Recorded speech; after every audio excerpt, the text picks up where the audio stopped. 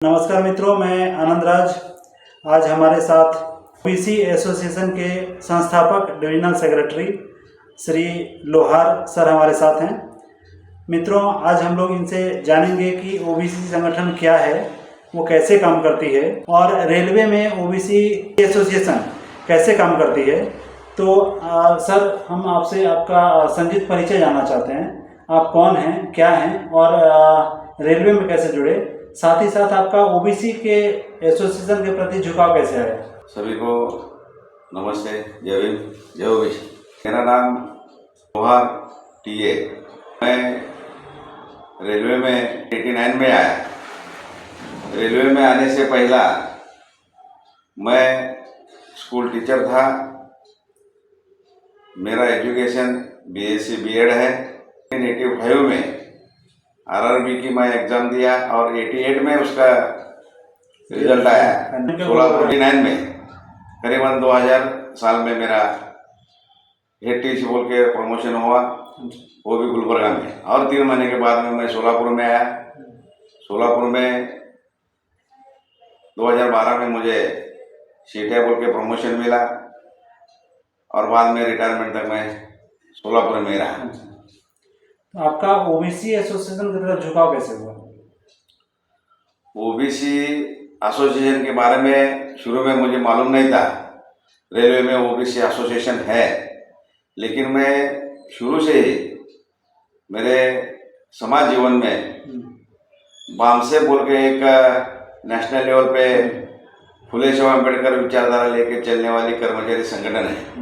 वो संगठन से प्रेरित होकर सामाजिक प्रतिबद्धता के बारे में मैं जागरूक हुआ और हम भी रेलवे की सर्विस करते करते ओबीसी समाज से जो कर्मचारी आते हैं उनका हम संगठन क्यों नहीं बनाए, ऐसा मुझे लगा। और जब मैं ये कोशिश कर रहा था ओबीसी कर्मचारियों को संगठित करने का, तब मुझे मालूम हुआ कि ओबीसी का एसोसिएशन रिकॉग्नाइज्ड एसोसिएशन रेलवे में है। अच्छा। तो मुझे जानकारी मिली और मैं बहुत खुश हुआ कि जिसकी मुझे तलाश थी, जिसमें मेरा इंटरेस्ट था, मेरा लगाव था, ऐसा एसोसिएशन रेलवे में रिकॉग्नाइज्ड है।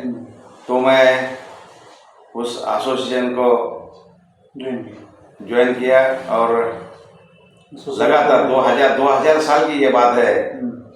2000 साल में सोलापुर डिवीजन में ओबीसी एसोसिएशन की हमने स्थापना की।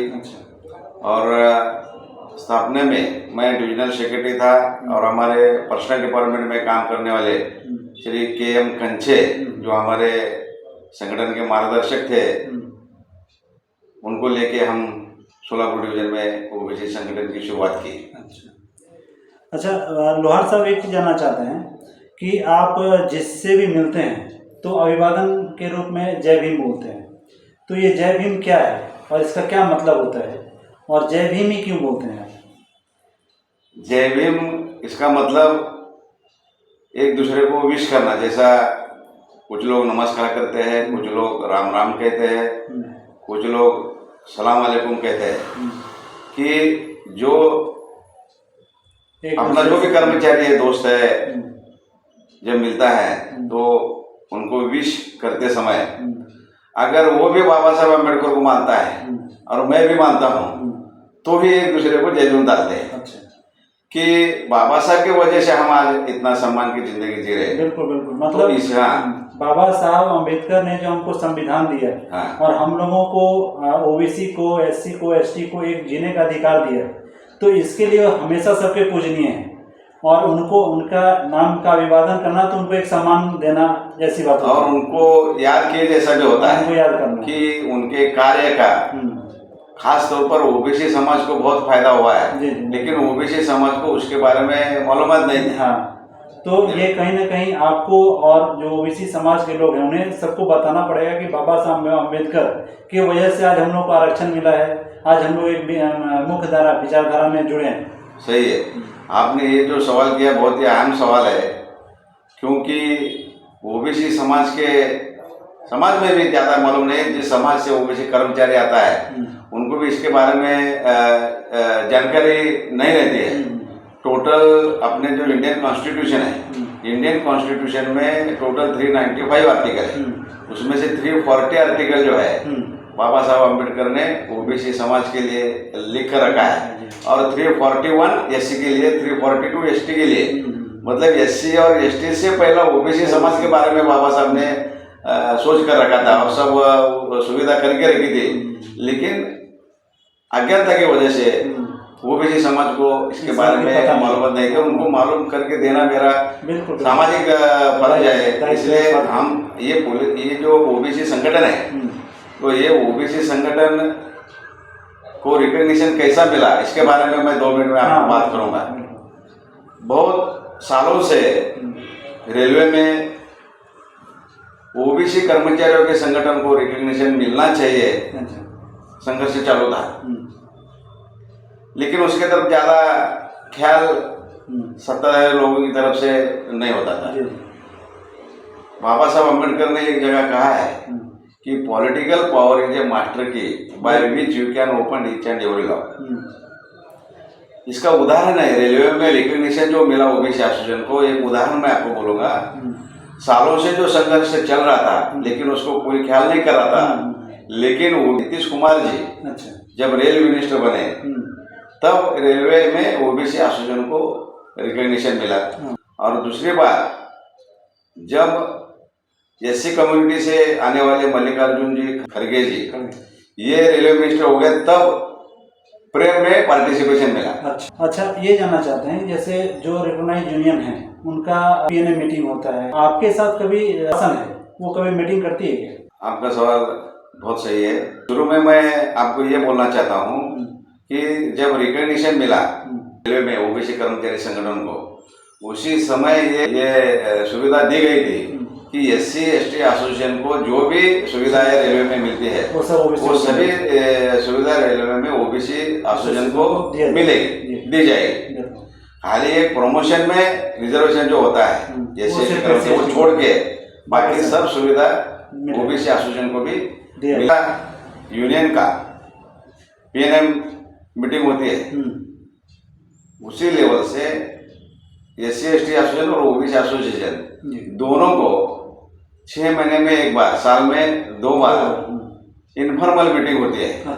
वो प्लेटफॉर्म पे हम जो भी अनसॉल्व प्रॉब्लम रहते हैं, जो ओबीसी का से समाज से जुड़े हुए, जो कर्मचारी से जुड़े हुए प्रॉब्लम्स हैं, उसको आप उस कर्मचारियों के जो प्रॉब्लम, हम जब भी प्रशासन के साथ में डीलिंग करते हैं, जो काम नहीं होता है वो सवाल हम इनफॉर्मल मीटिंग में रखते हैं। वो मीटिंग में उसको सीरियसली लिया जाता है। तो 6 महीने में एक बार, साल में 2 बार ये इनफॉर्मल मीटिंग प्रशासन के साथ में ओबीसी एसोसिएशन के पदाधिकारियों का होता है। अच्छा, ये जानना चाहते हैं कि ओबीसी के कर्मचारियों की संख्या तो बहुत ज़्यादा है, लेकिन जब वो आते हैं उस समय उनका ओबीसी कास्ट लिखा जाता है, बाद में उनको जनरल की तरह, चूँकि उनको कोई रिलेशन है नहीं, तो उसको यूआर करके दिखाया जाता है। तो ये एक बाद में लोगों को ये समझना मुश्किल हो जाता है कि कौन ओबीसी है, कौन यूआर है। तो आप ऐसा क्या कर रहे हैं कि जो ओबीसी कर्मचारी है वो उसको लगे कि ओबीसी कर्मचारी और ओबीसी समाज के लिए कुछ काम करे? ओबीसी कर्मचारियों का पहला काम यह है, एक सामाजिक दायित्व बोल के, कि ओबीसी समाज का एक कर्मचारी संगठन रिकॉग्नाइज्ड संगठन है, तो कम से कम उसका सदस्य होना चाहिए। ये पहला उनका काम है ओबीसी कर्मचारियों का। तो ओबीसी कर्मचारी जनरली नाम से मालूम होता है, लेकिन प्रॉब्लम, बहुत बड़ा प्रॉब्लम यह है, समाज में भी है, और वही समाज से जो ओबीसी कर्मचारी रेलवे में आते हैं वो कर्मचारियों का भी बहुत बड़ा प्रॉब्लम यह है कि वो, मैं ओबीसी बताना नहीं चाहता, लेकिन जब वो अड़चन में आता है तब बोलता है कि मैं भी ओबीसी हूँ। तब हम बोलते हैं कि भाई ठीक है, दे रहा है, दुरुस्त है। तो ये मालूम हो गया कि वो, उसको एहसास हो गया कि हम अच्छा, यही मैं आपसे जुड़ा एक और सवाल लूँगा कि आपके ओबीसी एसोसिएशन से जुड़ने के लिए कर्मचारी क्या करे? अगर मान लीजिए मैं ओबीसी हूँ, मैं आपका सदस्य बनना चाहता हूँ, आपके संगठन से जुड़ना चाहता हूँ, तो मैं क्या कर सकता हूँ कि सदस्य बनने के लिए साल में 200 रुपये दे के पावती फाड़नी पड़ती पावती फाड़नी पड़ती है। अच्छा फिर वो सदस्य होता है। अच्छा सदस्य होने का ये फायदा होता है कि वो कभी भी हमारे पास आके उसके प्रॉब्लम बोल सकता है। और अगर सदस्य नहीं भी रहता है तो भी प्रॉब्लम लेके जब आता है तो उसका सोल्यूशन करते हैं, लेकिन उसका बेसिक जो ये वो बात रहता है कि वो हम पूछते हैं कि भाई ओबीसी का मेंबर आप है क्या, नहीं है तो पहला उसको मेंबर बनाते हैं, फिर बाद में उसमें वही है कि अगर आप ओबीसी संगठन ओबीसी हैं, अगर ओबीसी संगठन को मजबूत बनाना चाहते हैं, अपनी भागीदारी, चूंकि प्रशासन जो है आपकी पावती का ख्याल मैंने पावती को काउंट करके और उसको पता चलता है कितने कितने सदस्य हैं इसके, तो अगर आपको अपने संगठन को मजबूत बनाना है तो आपको सदस्यता लेनी होगी और साल में 200 रुपये कोई बहुत ही नॉर्मल फी है। तो हर कर्मचारी को चाहिए कि वो ओबीसी का सदस्य बने। सही है। जब हम मेंबरशिप के लिए कर्मचारियों के पास जाते हैं तो कुछ लोग ऐसे भी है ओबीसी रहते हैं लेकिन वो बोलते हैं कि मैं ओबीसी कोटा से मेरा रिक्रूटमेंट नहीं हुआ था, अच्छा तो मैं मेंबर क्यों बनूं। तो हम उनको बोलते हैं कि भाई ठीक है ओबीसी बोल के आपका रिक्रूटमेंट नहीं हुआ लेकिन आप ओबीसी समाज से आते हैं, तो ये अपना सामाजिक दायित्व बनता है, सामाजिक प्रतिबद्धता है ये कि हम जिस समाज से आए उस समाज के बारे में हमको सोचना उसको आगे बढ़ाने के लिए काम करें। तो ये जब मेंबरशिप ज़्यादा बढ़ेगी तब इकोनॉमिकली संगठन को फायदा होता है, प्रशासन को भी मालूम होता है कि भाई इनके इतने सभासद हैं, उनको भी प्रशासन को भी एक प्रेशर आता है कि भाई ये संगठन के इतने लोग हैं तो इनको दुर्लक्ष्य करके नहीं चलेगा।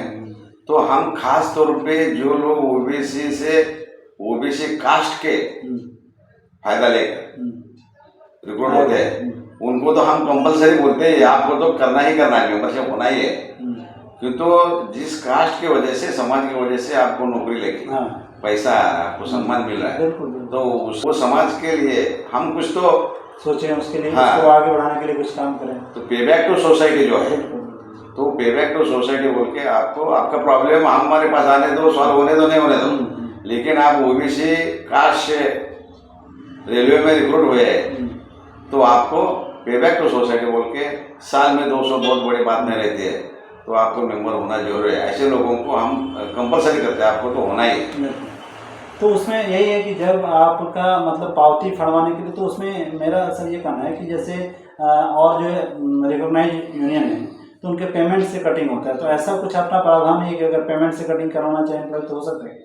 बहुत सालों से डिमांड करने के बाद में अभी 6 महीना हुआ, अच्छा वो परमिशन मिला है। अच्छा अभी हम उस तरीके से जैसा यूनियन के लोग करते हैं उसी तरीके से कंसेंट फॉर्म हम भर के ले रहे हैं। अच्छा अभी वो सब अप्रूवल आया है, तो अभी इसके आगे का जो भी मेंबरशिप है तो पेमेंट से कटिंग उनका होगा। मैं ये जानना चाहता हूँ लोहार साहब कि जो ओबीसी आपके जो मेंबर्स हैं या जो आपका जो संगठन है, तो उन या आपके जो कर्मचारी हैं जो कि संगठन से जुड़े हुए हैं, उनको क्या क्या सुविधाएं प्रशासन की ओर से दी जाती है? जब हम ओबीसी कर्मचारी के पास मेंबर के लिए मेंबर हो ये बोल के रिक्वेस्ट करने के लिए जाते हैं तो उनका पहला सवाल ये रहता है कि ओबीसी संगठन को ओबीसी संगठन का हमको क्या फायदा है। तो हम उनको ये समझा कर बोलने की कोशिश करते हैं कि भाई पहला रेलवे में रिक्रूटमेंट में भी फैसिलिटी नहीं थी, रिजर्वेशन नहीं था, तो आप रेलवे में रिजर्वेशन एंट्री में तो रिजर्वेशन है कि जिसके बदौलत आप रेलवे में एंट्री किए, प्रमोशन में रिजर्वेशन मिलना चाहिए, ये हमारी मांग है। आगे चलकर वो भी हो सकता है, क्यों तो बेसिक जो हमको फैसिलिटी सुविधा मिली है पार्लियामेंट की तरफ से कि जैसे SC ST को जो मिल रहा है सभी आपको मिलेगा। अच्छा वही धरती पर हम हमारी मांग ये रख रहे हैं कि SC ST के जैसा हमको भी प्रमोशन में रिजर्वेशन मिलना चाहिए। तो वो ओबीसी कर्मचारियों को हम बताते हैं कि भाई हमको रिक्रूट में तो रिजर्वेशन मिला है जिसकी वजह से हम हैं। और दूसरी बात क्या है कि यही ओबीसी कर्मचारियों का जो संगठन है जिसको रेलवे बोर्ड की तरफ से पार्लियामेंट की तरफ से रिकॉग्निशन मिला है, पहला सिर्फ यूनियन के लोगों को ही प्रशासन पूछता था, लेकिन जब रिकॉग्निशन ओबीसी को भी मिला, SC ST को तो 1976 से मिल रहा है, 22 साल के बाद में हमको मिला है ओबीसी एसोसिएशन को। तो ओबीसी एसोसिएशन को रिकॉग्निशन मिलने के बाद हर स्तर पर रेलवे प्रशासन की तरफ से पूछा जा रहा है, सीरियसली लिया जा रहा है। जी। तो ओबीसी एसोसिएशन को रिकग्निशन मिलने के बाद में इनफॉर्मल मीटिंग की सुविधा मैंने आपको बताया, प्रेम में पार्टिसिपेशन मिल रहा है, ये बात बताया। इसके अलावा ओबीसी एसोसिएशन के जो पदाधिकारी, डिविजनल सेक्रेटरी, डिविजनल प्रेसिडेंट, उनको सिम कार्ड की सुविधा है। अच्छा। और कार्ड पास की सुविधा है, एसी टू टायर का पास मिलता है। डिवीजन में कहीं भी आने जाने के लिए, हेडक्वार्टर आने जाने के लिए उनको हेडक्वार्टर से हेडक्वार्टर तक, सोलापुर से मुंबई और पूरे जोन में घूमने के लिए यूनियन के पदाधिकारियों को ये सुविधा नहीं है। लेकिन ओबीसी एसोसिएशन की जो रिकॉग्निशन है ये सोशल बेस पे है। अच्छा।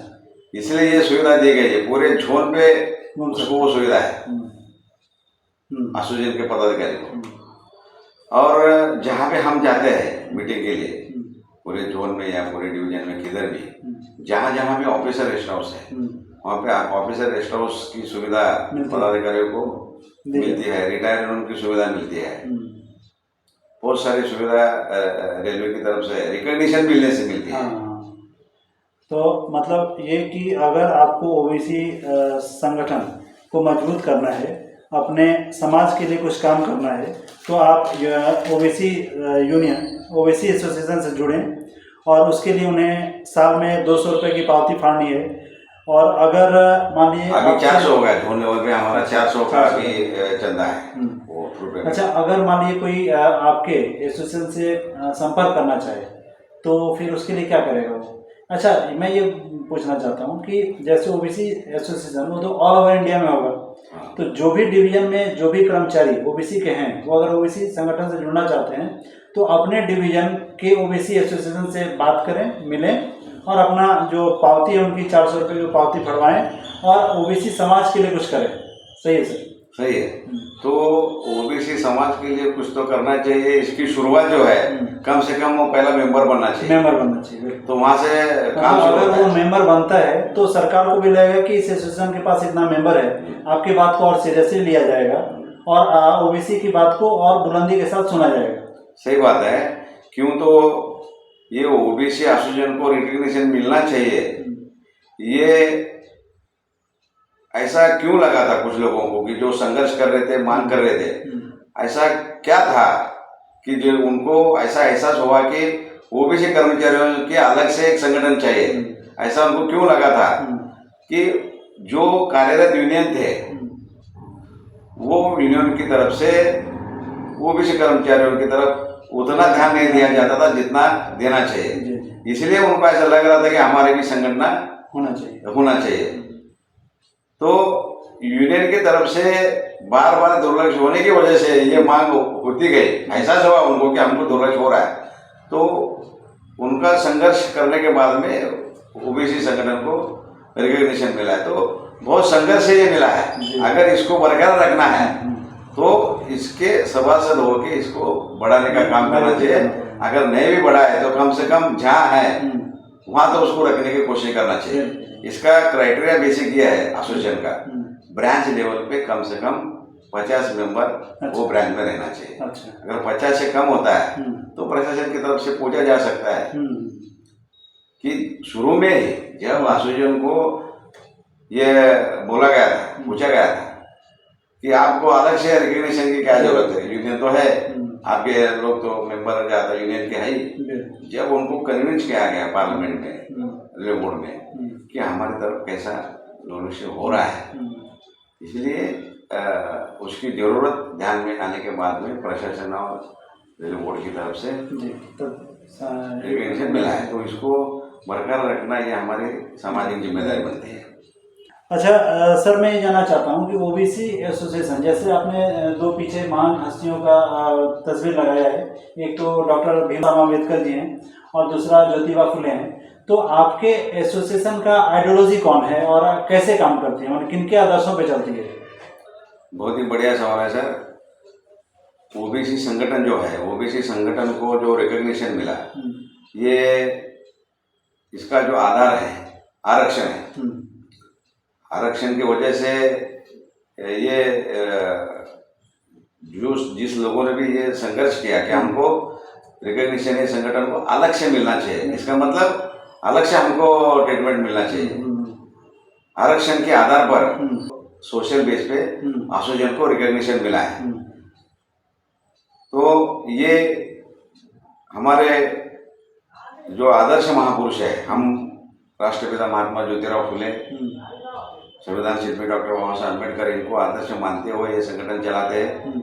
इसका कारण है कि राष्ट्रपिता महात्मा ज्योतिराव फुले ने शिक्षण क्षेत्र में जो काम किया, समाज को शिक्षित करके जागरूक करने का उन्होंने जो काम किया, और शिक्षित करके आरक्षण के बारे में, नौकरी में आरक्षण के बारे में उन्होंने उस टाइम ब्रिटिशों की जो सत्ता थी उस टाइम उन्होंने मांग की थी कि जिसकी जितनी संख्या है उसका उतना सहभाग प्रशासन में चाहिए, क्यों तो वो खाली मांग ही कर सकते थे, इसलिए उन्होंने उस टाइम मांग की थी।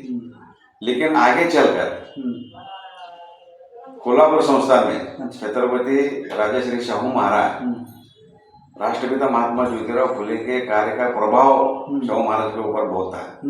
तो महात्मा फुले ने जो मांग की थी उसका अमल शाहू महाराज ने उनके संस्थान में किया। अमल इसलिए कर सके कि वो राजा थे, इसलिए ये इंडिया में, भारतवर्ष में आरक्षण की शुरुआत सर्वप्रथम शाहू महाराज ने किया। फिर आगे चलकर उनका काम तो कोल्हापुर संस्थान के संस्था तक था, महात्मा फुले का पुणे एरिया तक था। ये दोनों का भी कार्य का प्रभाव डॉक्टर बाबा साहब अम्बेडकर के ऊपर था। संविधान, तो वो महात्मा फुले को गुरु मानते थे बाबा साहब अम्बेडकर। राजश्री शाहू महाराज ने तो उनको बहुत सहकार्य किया है प्रदेश में जाकर शिक्षित होने के लिए। तो दोनों का प्रभाव उनके व्यक्तिमत्व पर था। ये दोनों के विचार सीरियसली लेके जब बाबा साहब अम्बेडकर जी को संविधान लिखने का मौका मिला, तब इन्होंने महात्मा फुले का जो विचार थे, शाहू महाराज जी का तो कोल्हापुर संस्थान तक जो काम था, ये पूरा नेशनल लेवल तक लेकर जाने का काम डॉक्टर बाबा साहब अम्बेडकर ने किया। और मैं इसके पूर्व भी बोला था कि डॉक्टर बाबा साहब अम्बेडकर ने ओबीसी समाज के लिए 340 जो आर्टिकल है, वो 340 आर्टिकल में सुविधा करके रखी थी कि SC/ST के अलावा ऐसे हजारों जातियां हैं भारत में कि जो शैक्षणिक और सामाजिक दृष्टिया पिछड़े हैं। तो वो कौन लोग हैं, इसका सर्वे करके उसका एक अहवाल बना के, तो उसके लिए उनके उत्थान के लिए क्या कर सकते हैं, इसके लिए एक आयोग गठित किया जाए। तो इसका जो तरतूद है 340 आर्टिकल में बाबा साहब अम्बेडकर ने करके रखा था। तो ओबीसी समाज के लिए राष्ट्रपिता महात्मा ज्योतिराव फुले ने, शाहू महाराज ने, डॉक्टर बाबा साहब अम्बेडकर ने जो काम किया है उसको ध्यान में रखते हुए इनको ही हम आदर्श मान के, इनके आइडियोलॉजी लेके, इनकी विचारधारा लेके हम संगठन चला रहे। क्यों तो जो ओबीसी कर्मचारी है, कुछ बिहार से आते हैं, कुछ यूपी से आते हैं, कुछ कर्नाटक से आते हैं, कुछ राजस्थान से आते हैं, उनका हमारा रिलेशन क्या है, ब्लड रिलेशन कुछ नहीं रहता, खाली ओबीसी है। ये जैसा महात्मा फुले ने, बाबा साहब ने एक समाज के लिए किया है, वैसा हम भी हमारा ड्यूटी करते करते, हमारा घर चलाते चलाते समाज के लिए हम कुछ करना चाहिए। इनसे प्रेरणा लेकर हम इतना समय कर्मचारियों के संगठन के लिए देते हैं। इनके विचारधारों पर ये संगठन चल रहा है।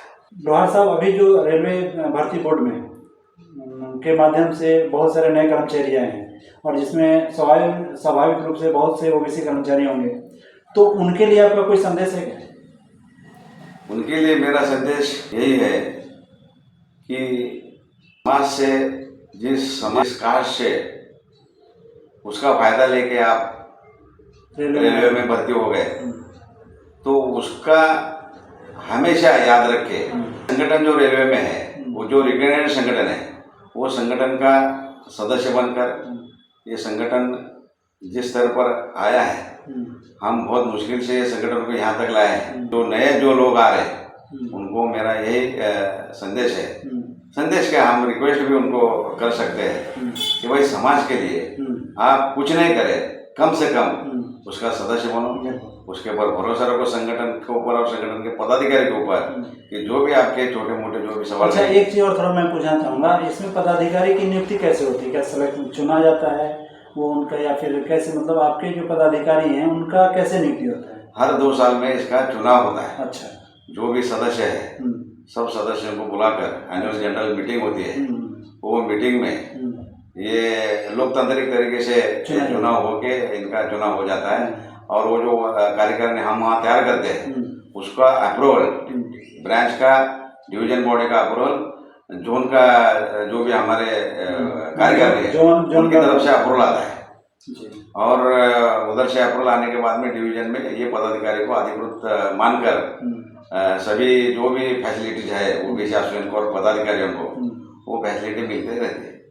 लोहार साहब, आप मेरे चैनल के बारे में, रेल, अपना जो चैनल है रेल मदद, जिसके माध्यम से हम कर्मचारियों को जागरूक कर रहे हैं, उसमें उसे एस्टेब्लिशमेंट के बारे में बताया जा रहा है और जो कर्मचारी जो कि पूरे रेलवे में कुछ प्रभाव डालते हैं, कर्मचारियों में प्रभाव डालते हैं, उनका इंटरव्यू अगर हम लोग लेते हैं, तो इस चैनल के बारे में आपको कोई संदेश?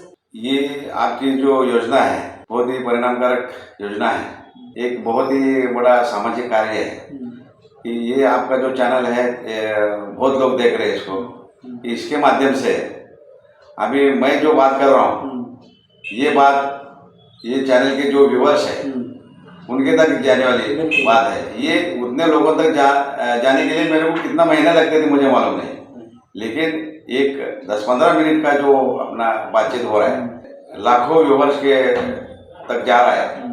इसका हमको क्या फायदा हो रहा है व्यूअर्स को या हमको खुद को, संगठन को, कि जो सभासद है हमारे सदस्य है उनको तो प्रेरित करता ही है, लेकिन जो नया है उनको भी मालूम होता है। ऐसे कर्मचारी इनको पता ही नहीं कि ओबीसी संगठन है काम कर रही है। मैं यहाँ सभी कर्मचारियों को बताना चाहूँ कि जो ओबीसी एसोसिएशन है वो पूरे नेशनल स्तर पे है, पूरे भारतीय रेल जहाँ जहाँ है वहाँ ये संगठन काम करती है।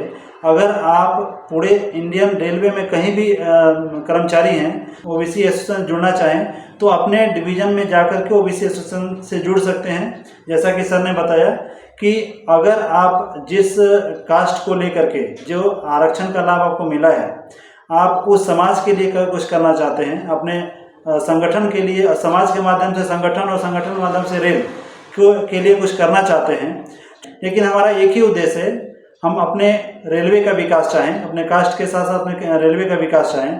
तो अगर आपको इस बात को ध्यान में रखना है, संगठन तो आपको ओबीसी एसोसिएशन को मजबूत करना पड़ेगा, अपनी बातों को ओबीसी एसोसिएशन के जो पदाधिकारी हैं उन तक पहुंचाएं और उनके माध्यम से प्रशासन तक आपकी बात पहुंचेगी और आपका जो भी समस्या है, जो प्रॉब्लम है उसका सॉल्यूशन किया जाएगा। जैसा कि सर ने बताया, साल में 2 इनकी स्पेशल मीटिंग होती है, प्रशासन के लोग हैं उनके साथ मीटिंग होती है, आपकी जो भी समस्या है उनको निपटारा करते हैं। तो एक बहुत बड़ी बात है, सबसे बड़ी बात है कि आप जिस समाज से जुड़े हैं, जिस कास्ट से जुड़े हैं, आप अपने समाज को, अपने कास्ट को के लिए कुछ करना चाहते हैं तो ज़रूर ओबीसी एसोसिएशन से जुड़ें। और साथ में जो बाबा साहब अम्बेडकर ने जो हमें एक अधिकार दिया है, जो संविधान के माध्यम से एक आरक्षण और अधिकार दिया, जैसा कि सर ने बताया कि इनकी मांग है कि जो आरक्षण इनको रिक्रूटमेंट के समय, आरआरबी रिक्रूटमेंट के समय जो आरक्षण मिला है, प्रमोशन में भी वो आरक्षण मिले। तो अगर सबका साथ होगा, सब लोग अगर मिल के काम करेंगे तो शायद वो भी पूरा हो, ऐसा हम लोग आशा करते हैं। सर, आपका बहुत बहुत धन्यवाद, आपने इतना कीमती समय दिया। सर, और कुछ बोलना चाहते हैं सर? मैं ये बोलना चाहता हूँ कि इतने बड़े प्लेटफॉर्म पे हमको बुला के हमारे विचार, हमारा कार्य, इसके बारे में रेलवे के कर्मचारियों को बताने का जो मौका आपने हमको दिया इतने बड़े प्लेटफॉर्म पे, उसके लिए मैं ओबीसी का प्रतिनिधि बोल के समझो तो आप सभी का, आपकी जो टीम है, सभी टीम का आपका हम धन्यवाद अदा करते हैं।